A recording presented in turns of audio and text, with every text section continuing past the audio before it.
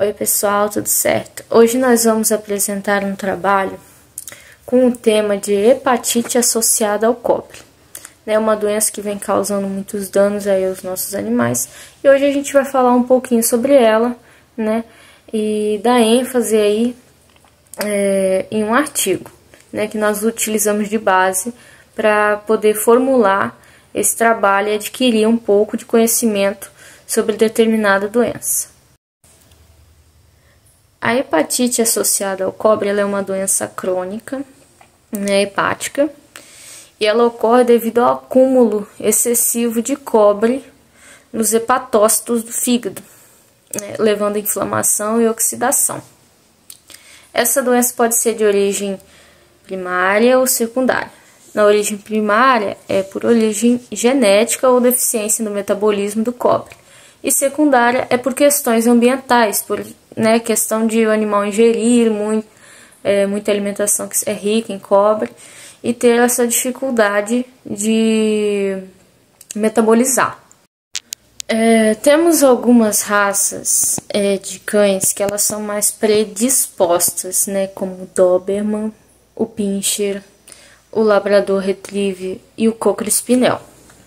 Mas a gente vem observando que animais que não têm essa predisposição acabam que estão tendo essa doença, ou seja, por fatores externos. A doença ela afeta mais cães adultos e alguns estudos já mostram que a maioria são fêmeas de algumas raças já predispostas. Os sinais clínicos da doença eles são muito inespecíficos. Eles podem ser como letargia, anorexia, vômito, diarreia, icterícia, ascite e até alterações neurológicas. Isso que leva a um diagnóstico um tanto complicado, necessitando aí de vários exames, E o mais confiável deles seria a biópsia hepática, que ela seria o exame mais confiável, para identificar a doença, pois ela permite identificar um padrão de deposição de cobre e o grau de inflamação. E por fim, o diagnóstico precoce sempre será uma arma poderosa aí contra a doença, Vinde que quanto antes for descoberta, mais fácil ela é de ser tratada, pois se trata de uma doença crônica. Agora também nós vamos ver nesse trabalho um estudo que foi feito num hospital da França, que nos concedeu diversos dados da doença e de como agir perante ela, o que fazer, e ele nos concedeu esses dados, e que nós vamos falar nesse trabalho. Hepatite associada ao acúmulo de cobre em cães. Ela pode ser genética, no caso primária, e secundária, no caso obstrução biliar, dentre outros. E é uma doença hepática causada pelo acúmulo de cobre, no caso no organismo do animal. É uma hepatite que é muito vista em Bull Terriers e pastor alemão, mas também tem outras raças que é possível detectar e que já tiveram casos. Mas não se sabe ao certo hoje em dia qual das raças é exatamente a mais predisposta a ter a hepatite associada ao cobre. Na ultrassonografia foi visto o fígado heterogêneo, mosqueado e com alguns nódulos, dentre outras coisas que foi possível detectar no exame de ultrassom no animal, mesmo assim tornando a doença difícil de ser detectada. Os sinais clínicos normalmente são inespecíficos, gastrointestinais, letargia, dentre outros. Em poucos cães foram visto o aumento da proteína hepática.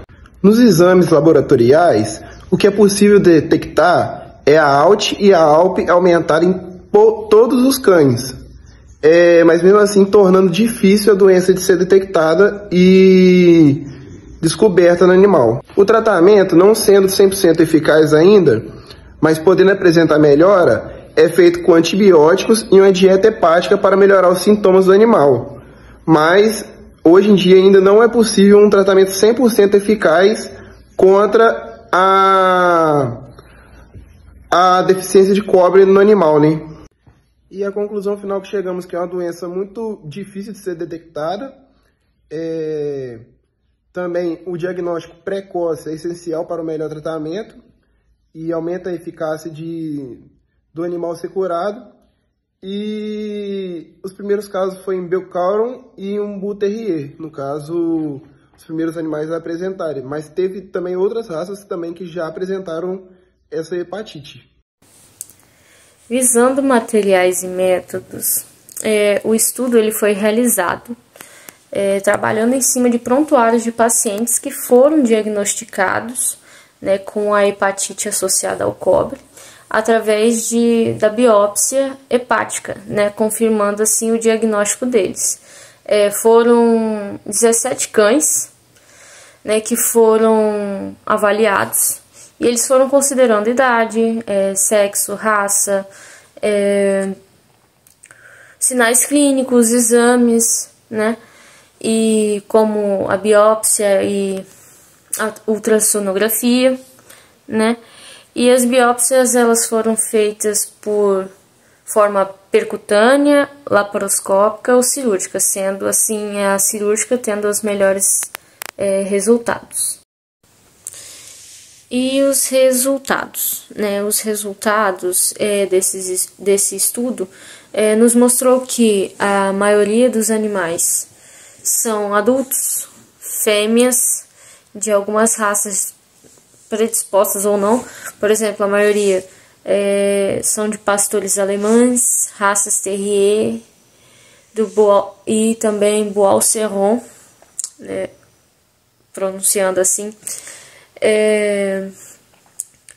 E foram mostrados os principais sinais clínicos. Eles foram mais gastrointestinais, né, o aumento de ALT e ALP em todos os cães.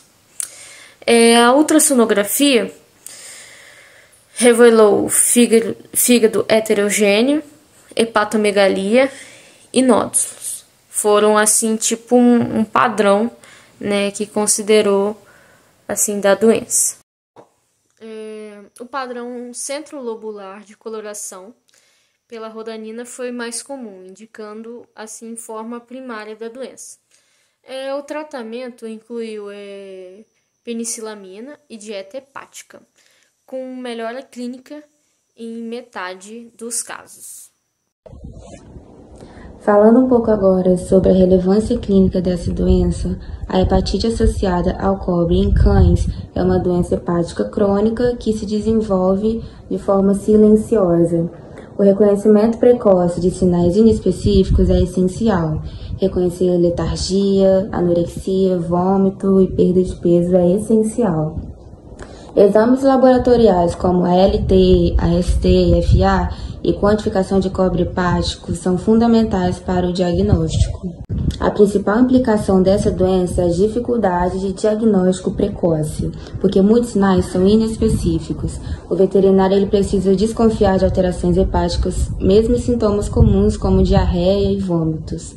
Quanto antes o cobre em excesso for identificado, maior a chance de sucesso terapêutico e melhor qualidade de vida para o paciente. O fígado é o principal órgão responsável pela excreção e metabolismo do cobre. Quando o acúmulo excessivo de cobre causa uma lesão hepatocelular que acaba liberando radicais livres e causando alterações metabólicas. Essas toxinas acabam sobrecarregando os rins, que são os responsáveis por filtrar e eliminar substâncias do sangue. A retenção de metabólitos tóxicos interfere na pele, levando a alteração de coloração, descamação e alopécia. Falando agora sobre algumas formas de prevenção e controle. A forma primária dessa doença tem origem genética, sendo mais comum em raças como Labrador, Doberman e Bedlington Terrier. O clínico deve orientar tutores sobre fatores de risco dietéticos, evitando rações ricas em cobre e suplementações desnecessárias. O monitoramento rotineiro de enzimas hepáticas em raças predispostas é uma ferramenta de prevenção eficaz. Além do tratamento, a prevenção é uma responsabilidade do veterinário. Cães de raças predispostas devem ser monitoradas regularmente e os tutores devem ser orientados quanto à dieta desse animal. Pequenas mudanças nutricionais podem evitar o desenvolvimento da doença. Quando a gente fala de prevenção de hepatite associada ao cobre, o papel do médico veterinário é essencial. Essa doença ela tem uma forma primária, que é ligada à genética, e uma forma secundária, que é influenciada principalmente pela dieta. No caso de raças predispostas, como Labrador, Doberman, a triagem genética é uma ferramenta muito importante porque permite identificar animais portadores antes de apresentarem os sintomas e orientar os criadores na escolha das matrizes. Já no dia a dia clínico, a gente consegue atuar na prevenção, orientando os tutores sobre a alimentação, a dieta, a ração desse animal. Muitas rações comerciais contêm níveis altos de cobre e alguns suplementos também. Então é importante verificar o rótulo e evitar o uso de vísceras ou fígado bovinos em excesso na dieta, porque são alimentos naturalmente ricos em cobre. Outro ponto fundamental é o acompanhamento periódico. Mesmo cães que parecem saudáveis, mas que pertencem às raças predispostas a essa doença, devem fazer exames de função hepática, pelo menos uma vez por ano. Esses exames, junto a ultrassonografia, ajudam a detectar alterações antes que o fígado esteja gravemente comprometido. A hepatite associada ao cobre pode evoluir para uma insuficiência hepática crônica, gerando dor, desconforto e perda de apetite no animal. O manejo adequado melhora a qualidade de vida e evita complicações secundárias como encefalopatia e icterícia. Intervenções precoces reduzem hospitalizações e prolongam a sobrevida. Essa doença, ela não afeta apenas o fígado, ela compromete todo o bem-estar animal. Um tratamento precoce bem orientado faz a diferença entre um paciente que vive com qualidade de vida e um que desenvolve falência hepática. Por isso, as implicações veterinárias envolvem não só a cura, mas também o conforto e qualidade de vida do paciente. Sobre a relevância econômica e epidemiológica, o tratamento para essa doença tem um custo elevado devido aos exames e à terapia prolongada. As implicações não são apenas clínicas, mas também econômicas. O tratamento de um cão com doença hepática associada ao cobre é caro e prolongado. Por isso, o veterinário deve atuar também na prevenção, orientando criadores e tutores. Isso reduz a incidência e o custo social da doença. O artigo analisado mostra o quanto a pesquisa é essencial para o avanço clínico. A identificação de genes relacionados à deposição de cobre e o desenvolvimento de dietas específicas são passos que podem revolucionar o tratamento e a prevenção dessa doença. Ou seja, as implicações veterinárias se estendem do consultório até a pesquisa científica. O fígado, quando ele é afetado por essas doenças, como a hepatite associada ao cobre, ele perde a função de detoxificação, que é liberar toxinas. As toxinas acumuladas acabam sobrecarregando e provocando alterações cutâneas visíveis. Por isso, a avaliação dermatológica pode revelar doenças sistêmicas ou ocultas. Sobre as manifestações clínicas, é importante lembrar que elas variam conforme o órgão afetado. Na pele, podemos observar icterícia, que é aquele amarelado visível, além de prurido, descamações e alterações na pelagem, o que pode indicar um problema sistêmico, não só dermatológico.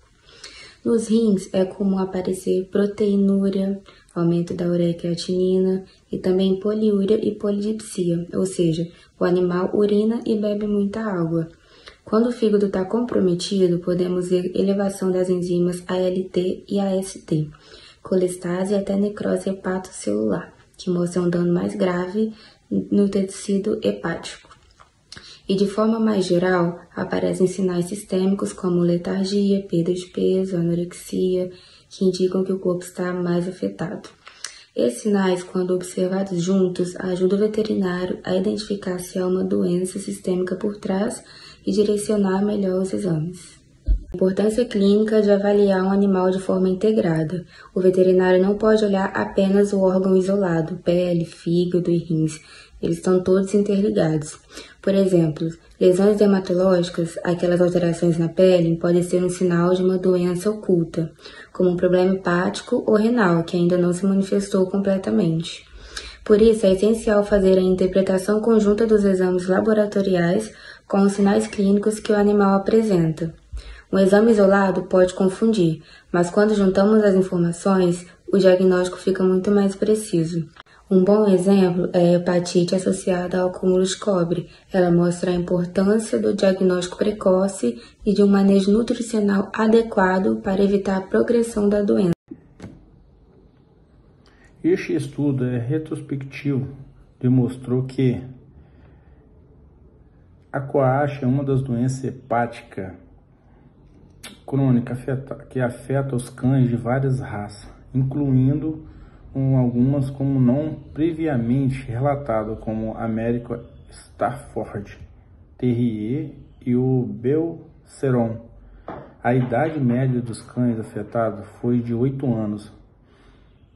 Não houve preposição sexual significativa. Os sinais clínicos foram inespecíficos. O aumento das enzimas hepáticas foi um achado comum. A biópsia hepática foi essencial para o diagnóstico definitivo e o padrão de coloração com rondanina sugeriu que a coache primária é uma das condições comuns nessa população de cães. O tratamento foi variável, mas a maioria dos cães recebeu a terapia de suporte quelante de cobre. Embora os resultados sejam limitados pelo pequeno tamanho de amostra e pela falta de dados, acompanhamentos e etc., esses estudos contribuem para a compreensão de epidemiologia, a do manejo clínico da coache em cães.